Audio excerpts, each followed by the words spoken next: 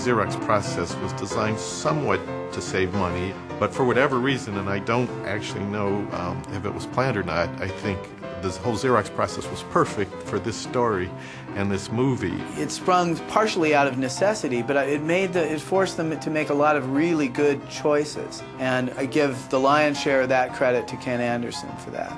Ken Anderson was a design genius, going all the way back to the Silly Symphonies. He had his big breakthrough on Ferdinand the Bull.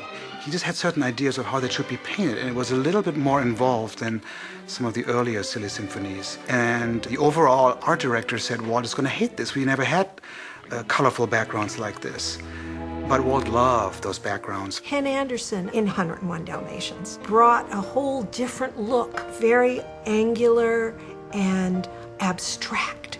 It's very modern in its look. It was the first use of Xerox line on any kind of feature picture. And I personally loved the idea of seeing an animation drawing in Xerox. So then I tried to make it one world by doing the same thing with the backgrounds. What Ken was looking for was a design that would bring the backgrounds and the animation together. I've seen some of the backgrounds, and they're these wonderful layouts which are fairly, what would you say, traditionally drawn. And a guy named Ernie Nordley went over the backgrounds and made perfect symmetrical things a little bit asymmetrical and fattened some things up and gave it a little more of a caricatured quality. It's a subtle effect. His drawings were then Xeroxed and placed over the background painting to bring it all together and make it all feel like it had the same graphic quality of the foreground characters. Anita, darling, how are you? Miserable, darling, as usual, perfectly wretched. In one of the early shots of 101 Dalmatians, when Pongo is sitting on the window seat, there's a little magazine there, and people may not know today what it means. It was called Lilliput, and it featured the work of all kinds of graphic artists of the 1950s and 60s. It's not by chance that Lilliput's in that scene, because that is the style of this film. I say, now there's a fancy breed. And Ken Anderson worked really closely with a guy named Walt Paragoy, who's a really opinionated, strong, fantastic artist. Walt's fine art paintings are highly collectible and desirable out in the art market right now. Walt Paragoy would put these blotches of color on that would loosely represent a doorway or loosely represent a couch. There's something very sophisticated about using the impression of a shape to be where your color is defined. While it looks simpler, it's actually very hard to do well.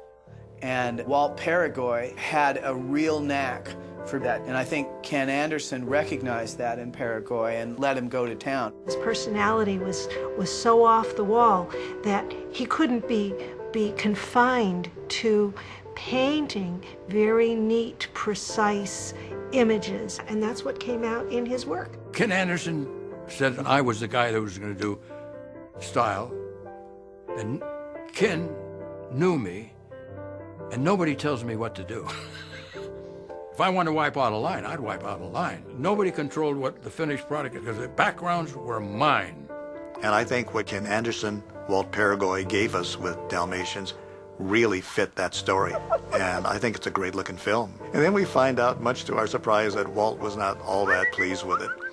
And poor Ken Anderson, boy, he really suffered for that film, because I think having Walt being displeased with your work was probably the worst thing that could happen to any Disney artist. Well, I'm a huge fan of Ken Anderson. He's been kind of my hero from the beginning of the time that I started to work in animation. It's almost tragic that Walt Disney actually did not like the look of the film. What's the matter with you two? You got cloth ears? I said you're not coming in here. It's ironic because we see it as a masterpiece of art direction. And I think Walt was a romantic. I know he really loved the style of the Peter Pans and the Cinderellas and the Snow Whites and Pinocchios. And I think Walt probably mourned the fact that he was losing this lush, beautiful tapestry kind of look to his films. And Walt Disney never quite forgave Ken until the very end of his life. Walt came into the studio, and I was so grateful and glad to see him. I said, gee, it's good to see you, Walt. He said, Ken, it's sure good to be here. And then he looked at me and penetratingly with the eyes, and I knew that he was forgiving me for this this thing I had done on Dalmatians. He didn't say anything, but I know I was forgiven. That as far as he was concerned, it wasn't so bad, after all. So it meant a lot to me. And then I found out, of course, 2 weeks later he was gone. Audiences love Dalmatians, and critics love Dalmatians. They found it unpretentious, and it got among some of the best reviews of any Disney feature since Dumbo. They're all here, the little dears. It's a miracle. Roger, what a wonderful Christmas present. We look at it now, we wouldn't want it any other way. It's the way it should be. 101 Dalmatians was enormously successful. So in that sense, I think it really kind of helped the medium through a kind of a difficult period. There was something just very fresh about it that got people excited again. Sometimes you can take the medium for granted, especially with the excellent work that was done film after film after film. And then sometimes something new comes along and kind of reinvigorates things. And I think 101 Dalmatians did that.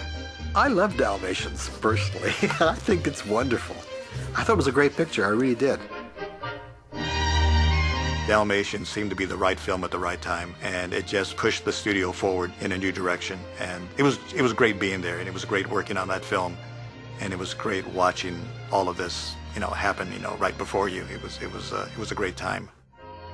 It's part of my life, and I didn't realize the degree of the magic that I was involved in at the time I made the movie. I'm very, very lucky to have that. I feel like it is a legacy that I was part of something so wonderful.